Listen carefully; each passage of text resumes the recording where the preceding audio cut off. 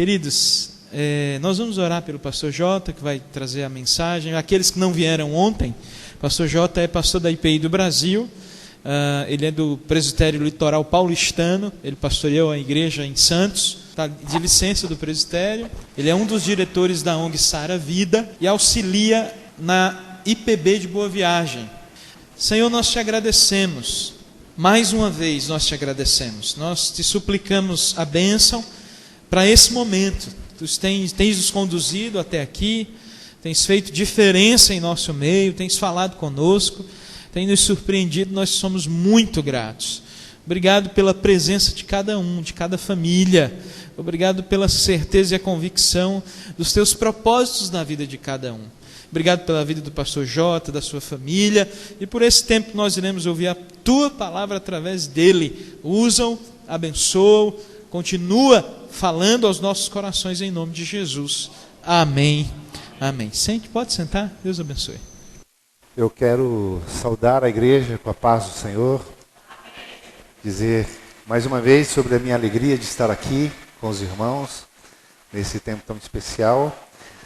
Queridos, é muito fácil nós estarmos acostumados tanto com o dia a dia da igreja que a gente esquece de um detalhe muito importante quando a gente senta aí nos bancos, não é? Louva ou abre a palavra. Não é? E a gente não pode esquecer desses detalhes. Nós estamos aqui para um relacionamento íntimo com Deus. E Deus, quando nós abrimos a Bíblia, Deus quer falar ao meu coração. Deus quer falar ao seu coração. E não só quer falar, como Deus anseia falar. Isso significa que, olha só que interessante, Deus está muito, muito interessado que você aprenda algo nesta noite. Deus, Ele quer tratar do seu coração, das suas ansiedades. Deus quer falar intimamente diante dos seus temores, não é? Deus quer falar profundamente na nossa alma. A Bíblia diz assim: aquele que tem ouvidos para ouvir, ouça. É claro que muitas pessoas podem ouvir e não ouvir, escutar e não ouvir. Nós precisamos da ação do Espírito Santo para que a gente de fato entenda essa mensagem e a gente aplique isso para a nossa vida. Não é o pastor Jota que fala, ele é só um instrumento, não é o pastor Neto, é o Espírito Santo de Deus, através do poder da palavra. Então, esteja atento, amém? No Evangelho de Marcos, capítulo 6, versículo 45. Diz assim: logo a seguir compeliu Jesus os seus discípulos a embarcar e passar adiante para o outro lado, a Betsaida, enquanto ele despedia a multidão. E tendo-os despedido, subiu ao monte para orar. Ao cair da tarde, estava no barco, no meio do mar, e ele sozinho em terra. E vendo-os em dificuldade a remar, porque o vento lhes era contrário, por volta da 4ª vigília da noite, veio ter com eles, andando por sobre o mar, e queria tomar-lhes a dianteira. Eles, porém, vendo andar sobre o mar, pensaram tratar-se de um fantasma e gritaram, pois todos ficaram aterrados à vista dele. Mas logo lhes falou e disse: tende bom ânimo, sou eu, não temais. E subiu para o barco para estar com eles. E o vento cessou. Ficaram entre si atônitos, porque não haviam compreendido o milagre dos pães, antes o seu coração estava endurecido. Oremos. Queremos colocar nosso coração diante do Senhor, e assim como aqui, ó Deus, foi advertido, nós pedimos que o Senhor venha falar ao nosso coração, impactar, ó Deus, a nossa realidade espiritual, de modo que as escamas dos olhos espirituais da nossa vida sejam, ó Pai, abertas, e que os nossos olhos venham enxergar algo novo, ó Deus. Algo que o Senhor tem para nós, e que o Senhor tem falado, e que nós não temos ouvido, ó Deus. É o que nós clamamos, em nome de Jesus. Amém. Esse texto é um texto bem conhecido. Mas o que me intriga neste texto é exatamente o último versículo que lemos. Porque não haviam compreendido o milagre dos pães, antes o seu coração estava endurecido.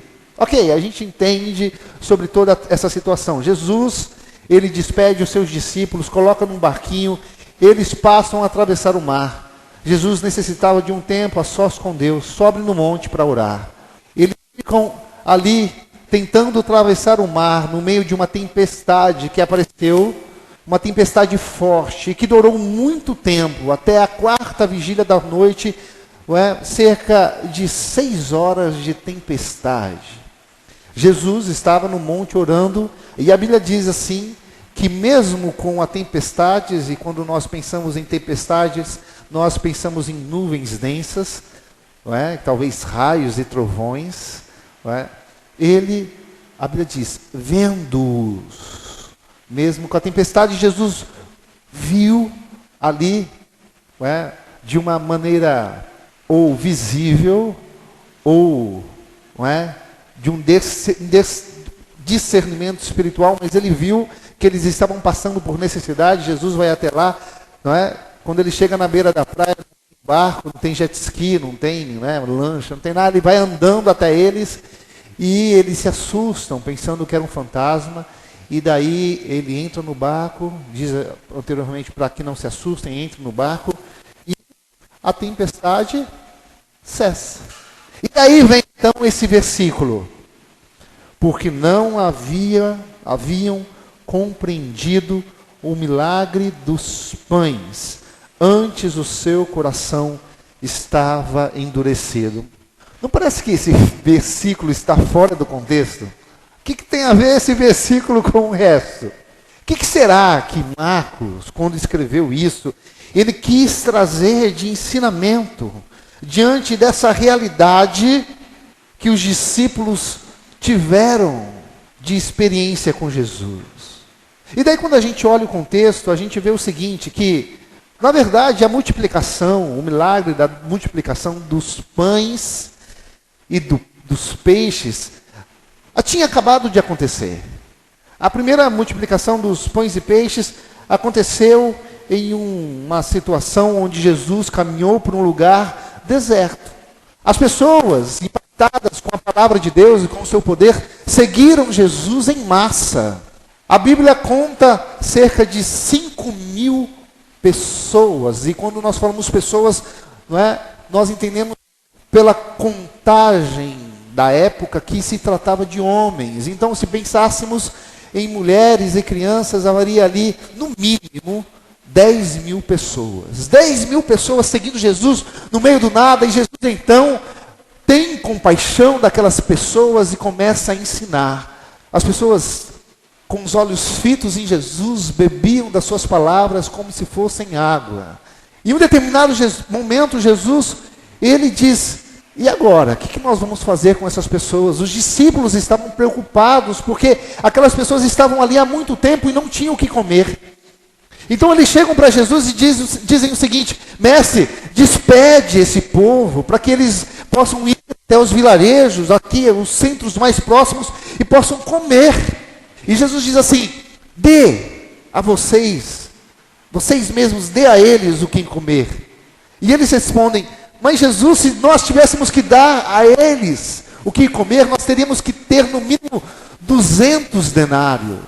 Ora, o denário era a unidade de medida da época que contabilizava um dia de trabalho.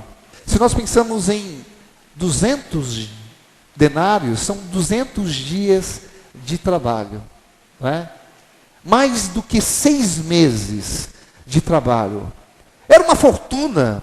Imagina você pegar 6 meses do seu trabalho, não é? E você comprar pão para tanta gente. E é interessante que, se nós fizermos aí uma regra básica, uma conta básica da regra dos 3, pegássemos 10.000 pessoas no mínimo, pensássemos em 200 denários, nós poderíamos calcular que um denário daria para comprar 50 pães. É muito dinheiro. E daí então eles fazem uma pesquisa ali, eles conseguem alguns pães. Mas eram só 5 pães. 5 pães não daria para muita gente não. E 2 peixes. E então, Jesus pede para que eles tragam esses pães e peixes. E ali, neste momento, Jesus passa a ensinar uma das maiores lições, com impacto para uma multidão de pessoas. A mesma lição que ele quis repetir quando ele anda sobre o mar. E qual lição é essa? A lição da dependência. A lição de depender do Senhor.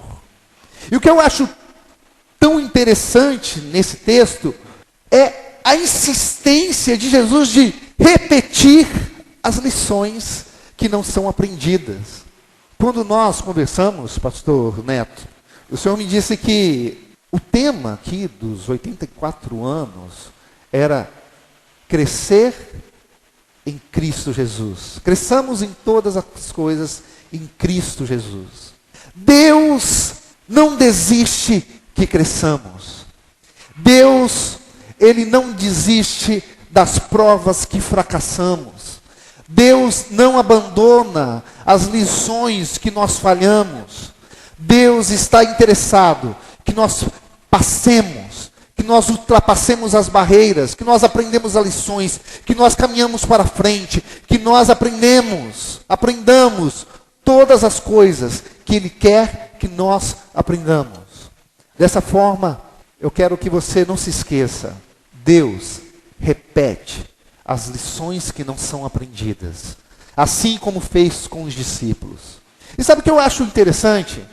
É que o milagre da multiplicação dos pães foi o milagre mais didático de todo o ministério de Jesus. Sabe por quê? Você que é pedagogo, você que estudou pedagogia de alguma forma, você que gosta de ensinar, você que lê bastante, você já deve ter ouvido que uma das formas mais eficientes de trazer uma mensagem para alguém, e uma mensagem que vai ser recebida de modo com sucesso, é ao ministrar essa mensagem, nós tentarmos utilizar o máximo de sentidos possíveis para ensinar aquela mensagem. Então, se você vai contar uma história, e você, além de falar, você mostrar visuais, a pessoa vai aprender melhor. Sabia disso? E se você, por acaso, trazer, no momento da história ali, algo que a pessoa possa sentir o cheiro, você vai aprender mais ainda. Essa lição de Jesus, ela foi perfeita nos termos didáticos, porque Jesus pegou aqueles discípulos e ofereceu para eles, naquela situação, um enigma. O que nós vamos fazer com essas pessoas? Onde nós vamos alimentar essas pessoas? Que problemão que a gente tem, hein? Dê a vocês mesmos, a eles o que comer. Olha que coisa tremenda de Jesus, que arte de ensinar. Ele dá para os discípulos o problema. E agora o que nós fazemos? Eu imagino os 12 ali, e agora Jesus falou para a gente alimentar. O que a gente faz? Senhor, a gente fez a conta, a gente calculou aqui, precisariam mais ou menos de 200 denários para que todas as pessoas comessem. A gente não tem isso. O que a gente tem são 5 pães e 2 peixinhos de um menininho ali que provavelmente trouxe uma merendinha por uma mãe que foi mais zelosa e pensou, meu filhinho, o que será que ele vai comer mais tarde? E nós conversamos com ele e ele foi capaz de doar isso para o Senhor. Mas é o que nós temos. 5 pães e 2 peixinhos. E então Jesus passa a transmitir uma lição de dependência, onde ele diz o seguinte: peça para que essas pessoas sentem na grama. E a Bíblia ainda diz que era grama. Separem esses grupos, especificamente entre 150 pessoas. Separaram os grupos, sentaram, e agora? O que vai acontecer? Da onde vai vir um padeiro? Da onde vai vir um caminhão? Os camelos carregados de bolsas de pães. E agora? O que vai acontecer? Então Jesus começa a distribuir os pães e os peixes, que de uma maneira milagrosa, toda vez que ele tira da mão, ainda existe pão na sua mão. E toda vez que ele tira o peixe do prato, ainda existe peixe no prato. E a Bíblia diz assim que aquelas pessoas se saciaram e comeram. Neste ensino, Jesus envolveu a didática de perguntar, envolver as pessoas nesse enigma. Eles aprenderam pelo escutar, aprenderam pelo ver, aprenderam pelo cheiro, aprenderam pelo paladar. Olha que ensino eficiente, que lição que é incapaz de não ser aprendida. Ali está a forma mais didática que uma pessoa na face da terra pôde ensinar alguém. Além de sobrar uma quantidade de pães e peixes, que se contou 12 cestos. Pastor, mais didático que isso não pode ser, né? Podia ser 13, mas 12. Né? Era uma lição para os discípulos. Era uma lição sobre depender do Senhor. Mas sabe uma coisa que eu não sei onde estava o coração e a mente desses discípulos? Porque a Bíblia diz assim que antes o coração deles estava endurecido.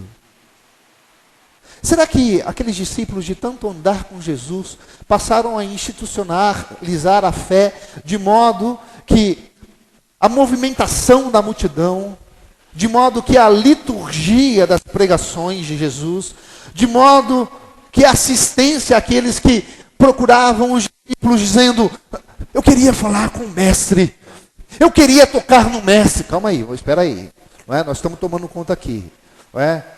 O pão já vai sair, está no forno. A gente já vai distribuir, vai chegar a tua vez. Não, senta aí, fica ali com o teu grupo. Será que essa movimentação toda cegou a didática que Jesus tinha para ensinar aqueles homens? E de que, de algum modo, eles tiraram a essência e a centralidade das mãos de Jesus, dos olhos de Jesus, do coração que tinha compaixão por aquelas pessoas. Será que, de algum modo, eles se desconcentraram e não perceberam a ação milagrosa de Jesus ali? E acabaram priorizando o milagre e não o dono do milagre.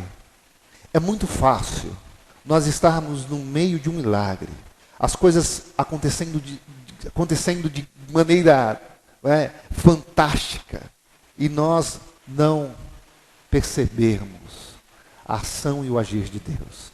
É muito fácil nós nos distrairmos com as coisas que acontecem no ministério, os problemas que acontecem na igreja, a logística de lidar com pessoas, as agendas e escalas, e esquecermos daquele que faz o milagre, daquele que é a razão para todos estarem reunidos no deserto, Jesus, aquele que resolve os problemas.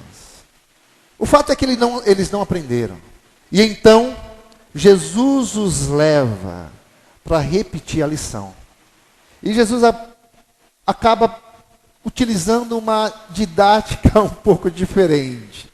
Jesus usa a didática do choque, a didática da sem saída, onde coloca os discípulos em situação de risco e dá a oportunidade deles questionarem sobre a ação e o poder de Deus. E eu quero dizer o seguinte, que Jesus utiliza no milagre do mar revolto também uma didática muito interessante, que nós devemos então aprender com essa didática. Porque eu sei que talvez nesse momento você esteja com o coração endurecido. É tanto tempo de igreja que os milagres já não fazem sentido. É tanto tempo de religiosidade que você já não consegue mais distinguir entre aquilo que é ministério e aquilo que é milagre. Quando a gente olha para a nossa vida e a gente pensa no seguinte: o que de fato empolga o meu coração? O que de fato me traz novidade de vida? O que de fato me dá ânsia de acordar? O que faz com que eu celebre, soco no ar de alegria? Onde estiver o seu tesouro, aí também estará o seu coração. E quando a gente coloca na balança essas coisas, nós precisamos ser impactados. Senhor, quebranta o meu coração, porque eu estou cego, eu estou louco, porque eu não tenho pensado nas coisas lá do alto, como o Senhor diz. As minhas preocupações maiores estão em coisas terrenas, e em coisas passageiras, porque a Bíblia diz assim, que tudo aquilo que é visível é efêmero, é passageiro, mas tudo aquilo que é invisível é eterno. Onde estão as minhas preocupações? Naquilo que eu não consegui, naquilo que eu ainda não tenho, no meu grande desejo por aquele eletrônico ou pela casa própria. Eu não estou dizendo que essas preocupações, elas não são importantes, mas elas precisam ser importantes por um bem maior. Porque tudo que nós temos precisa servir de instrumento para a glória de Deus. O carro não é carro para que eu tenha carro. O meu diploma não é diploma para que eu seja chamado de doutor. O meu emprego não é emprego simplesmente para que eu ganhe dinheiro. Tudo que meu Deus me dá é para servir como trampolim, para que a vida, minha vida espiritual, meu relacionamento com Deus esteja melhor. E para que o meu relacionamento com Deus seja algo natural para impactar pessoas. Muita gente diz assim: mas eu não sei evangelizar. A gente não precisa saber evangelizar para testemunhar de Jesus. Aquele que tem vida com Deus, fala da sua vida com Deus. Porque lá no seu trabalho, eu tenho certeza que você tem a liberdade de contar sobre como que o seu filho está indo bem na escola, não é? Ou como que foi a bênção, como foi uma bênção o casamento do seu filho, como que a sua filha, ela está sendo abençoada no emprego, como que isso acontece, isso. E você fala das coisas boas que está acontecendo na sua vida. Até uma promoção que você pegou de um sapato, você sabe conversar. Sabe por que a gente não fala de Jesus? Porque a gente não tem história para contar. Porque a gente não sabe se alegrar nos milagres que Deus faz ao nosso redor. Porque se nós prestássemos mais atenção nessas coisas invisíveis, nós testemunharíamos de maneira natural. Ô, meu amigo, sabe o que aconteceu hoje? Hoje eu estava tão preocupado, eu acordei desanimado. Mas daí eu me ajoelhei, orei e fiquei bem. Sabe o que aconteceu hoje? Eu estava lendo a Bíblia, e eu vi ali uma promessa que não tinha prestado atenção na Bíblia. Rapaz, essa semana eu tive um problema de saúde, cheguei lá na UPA, 6 horas a fila para eu ser atendido. Mas Deus me deu força, eu consegui, eu passei. Sabe que hoje eu estou bem melhor? É colocar Jesus como foco. É colocar Jesus como a referência, como aquele que faz o milagre, aquele que é a centralidade da nossa vida. E isso é o primeiro passo para a gente quebrantar o nosso coração. Então, se você está percebendo que a sua vida pode ser melhor, que você pode avançar, que o seu coração pode ser quebrantado, e que Deus está usando algumas coisas ao seu redor para que você tenha esse coração quebrantado, eu quero te dizer, você é bem-aventurado. Saiba que Deus usa as situações, os elogios, os problemas, todas as coisas cooperam para o bem daqueles que amam a Deus, e não existe algo que Deus mais queira realizar na sua vida do que fazer com que você tenha essa lição da dependência aprendida. Deixe Deus quebrantar o seu coração. Então, deixa eu dizer sobre quais são essas lições didáticas que Jesus pode nos ensinar diante do mar revolto. E se por acaso não aprendemos a primeira lição lá na multiplicação, talvez você hoje está passando por problemas, você sinta o seu coração está quebrantado, e agora Deus quer que você preste atenção em 3 coisas. Já que a gente está falando de didática, eu quero propor que essas 3 lições comecem com a letra M, para ficar mais didático. A primeira lição: saiba esperar, porque Deus age no momento certo. M de momento. O momento certo. E você hoje está com uma crise com Deus. Você não fala mais lá no seu coração, e Deus que não faz, Deus que não age. Tanta coisa, né, que aconteceu e ainda nada. Tanto tempo desempregado, tanto tempo esperando uma conversão de alguém, tanto tempo esperando alguém sair de uma situação difícil, alguém que a gente ama, tanto tempo em relação, preso numa situação de enfermidade, e a gente fica assim, não é? Onde está esse Deus?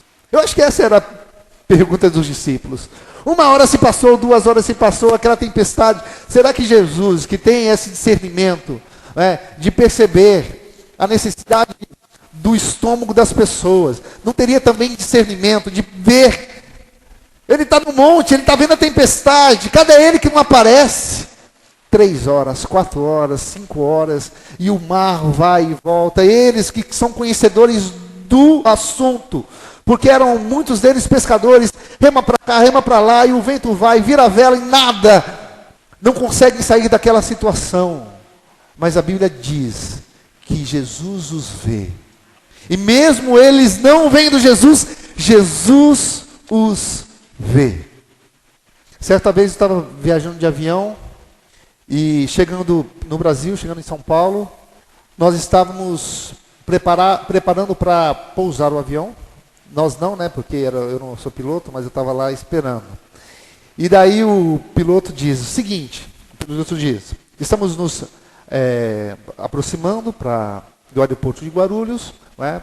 Todos apertem os cintos, nós vamos passar por uma turbulência, porque estamos, neste momento, com um clima bastante instável na cidade de São Paulo. Novidade, né? Porque lá chove muito, mas era uma chuva muito forte. E daí, quando o avião entrou nas nuvens, a gente viu o sol desaparecer.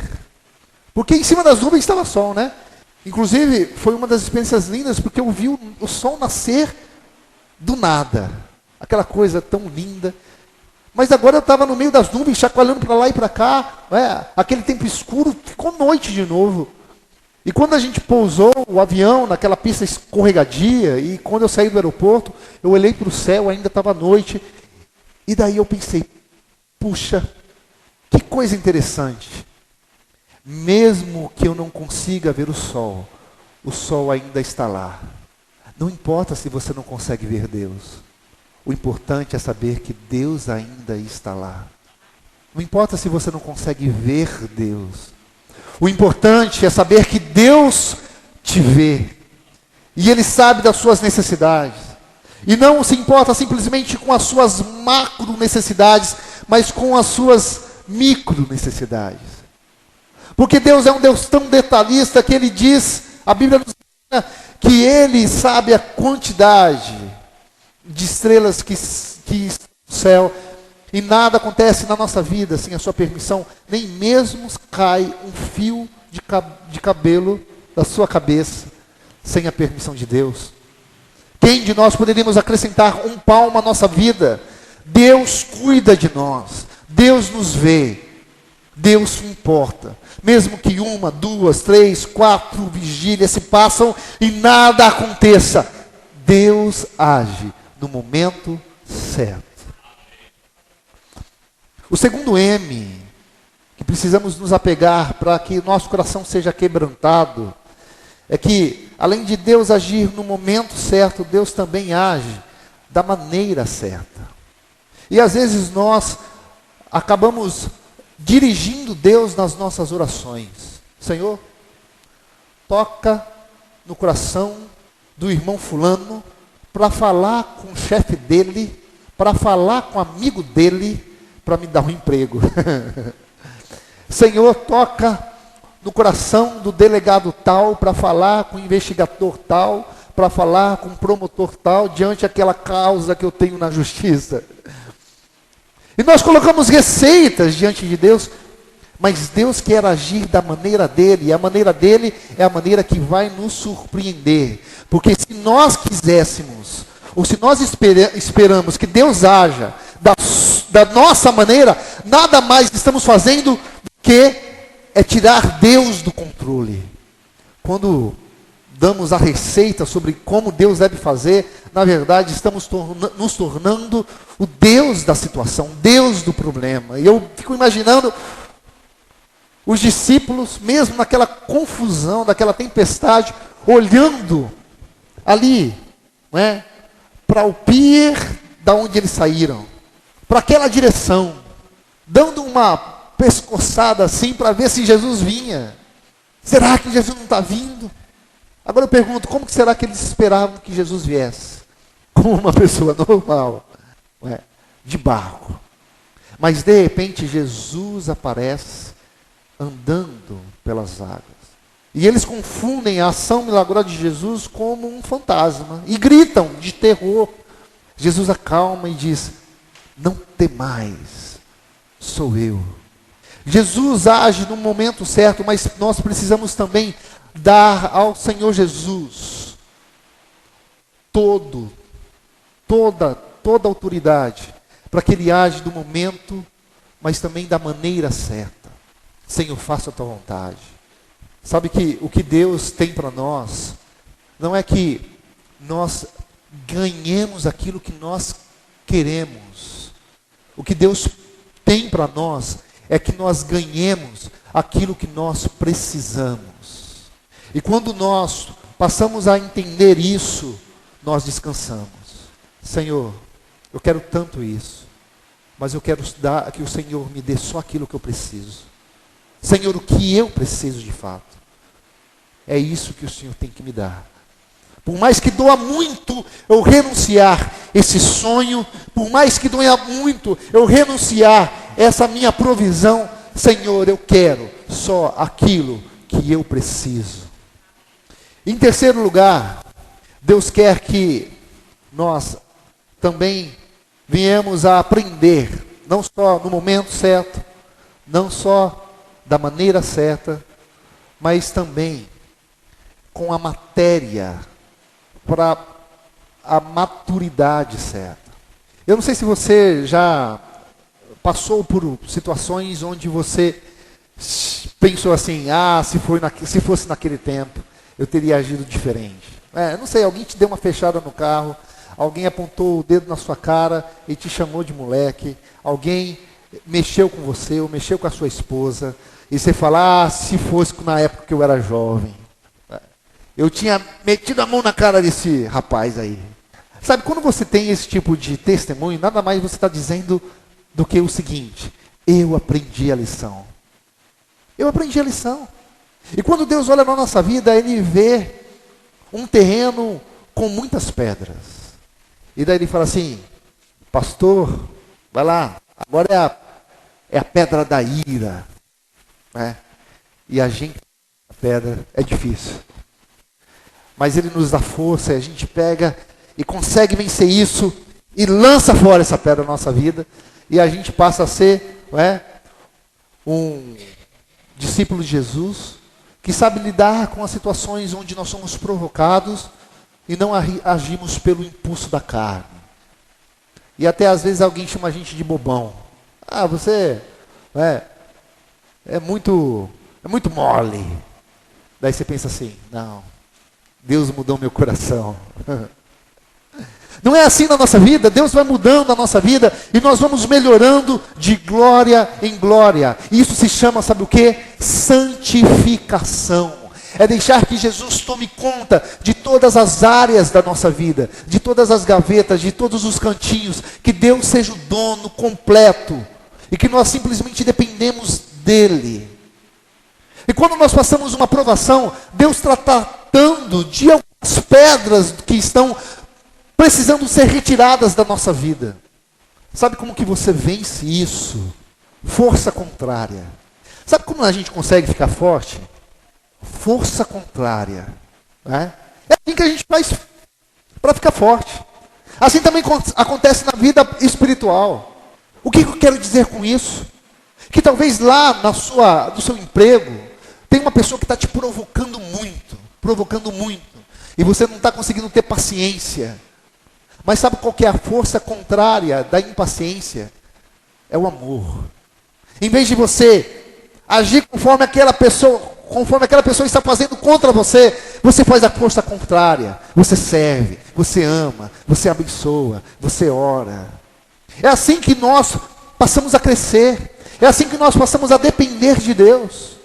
Jesus passou por uma outra situação onde havia uma tempestade. E ele mostrou qual era a força contrária de se passar por uma tempestade. Mas aqueles discípulos não aprenderam as lições repetidas com as ocasiões em que envolvia o mar, as tempestades. Em uma outra ocasião, o barco se movimentava a ponto de eles acharem que iriam morrer. E qual era a força contrária de Jesus? Dormir. Enquanto uns estavam lá tentando remar e tentando levar o barco para alguma direção, Jesus estava deitado num travesseiro, em pesado sono. Ah, se aqueles discípulos, nessa ocasião, no texto que lemos, simplesmente deitassem no barco e dissessem: vamos dormir. Aquele que cuidou de nós até num momento de fome, não também cuidará das nossas vidas num problema muito maior? Vamos descansar. Essas coisas entristeceram Jesus, porque eles não dependeram, mesmo Jesus dando provas do seu amor. Eu não sei se você já foi acusado de não amar alguém, mas é triste, né? Quando um filho fala para você assim: não, o senhor não me ama, o senhor não está nem aí comigo, o senhor não se importa comigo. Quando um irmão, quando alguém da igreja, quando alguém te traz palavras de acusação sobre uma injustiça. E qual que é a nossa reação? Nós ficamos chateados, tristes, porque alguém está nos acusando de não amar e nós sabemos que amamos. Eu quero te dizer que não depender de Deus é acusá-lo de não amar. Não depender de Deus é dizer para ele: o Senhor não se importa comigo. Então, meu amado, a partir de hoje, vamos aprender a lição. Não importa o momento, não importa a matéria, o momento, a maneira ou a matéria, o que nós precisamos é descansar. Descansar.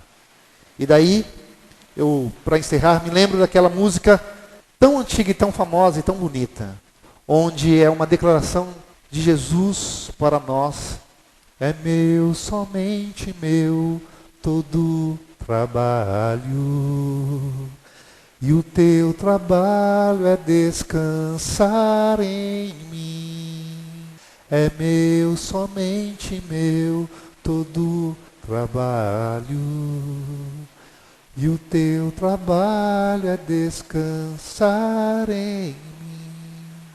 Feche seus olhos. O Senhor insiste em repetir as lições que nós fracassamos.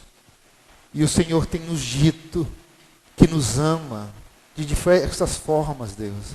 E quando o Senhor nos repete uma prova, quando o Senhor insiste em trabalhar o nosso caráter sobre algo que ainda nós insistimos em não aprender, essa é uma linda declaração de amor para conosco. Senhor, nós queremos nos arrepender. Nós queremos agora pedir perdão ao Senhor, porque nós estamos insistindo, ó Deus, em te acusar de não nos amar. Quando nós assumimos o controle dessa situação, quando nós assumimos o controle da nossa vida, ó Deus, queremos pedir ao Senhor: perdoa-nos. Ajuda-nos, ó Deus, agora a identificar os teus milagres e nos alegrarmos neles.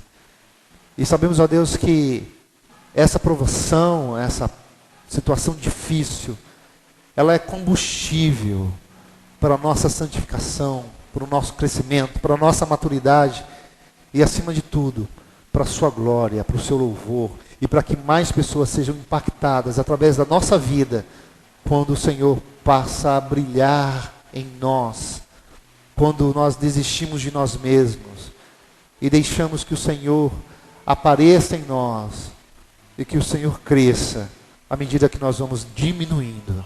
Pedimos a Deus pela nossa semana, pedimos pelo nosso mês, pedimos pelo nosso ano, e que o Senhor nos dê força para agir de forma contrária diante das pedras que precisamos carregar, ó Deus, negando a nós mesmos e nas provações fazendo o contrário daquilo que a nossa carne insiste, amando, servindo, esperando, dependendo e muitas vezes não fazendo nada a não ser te glorificar.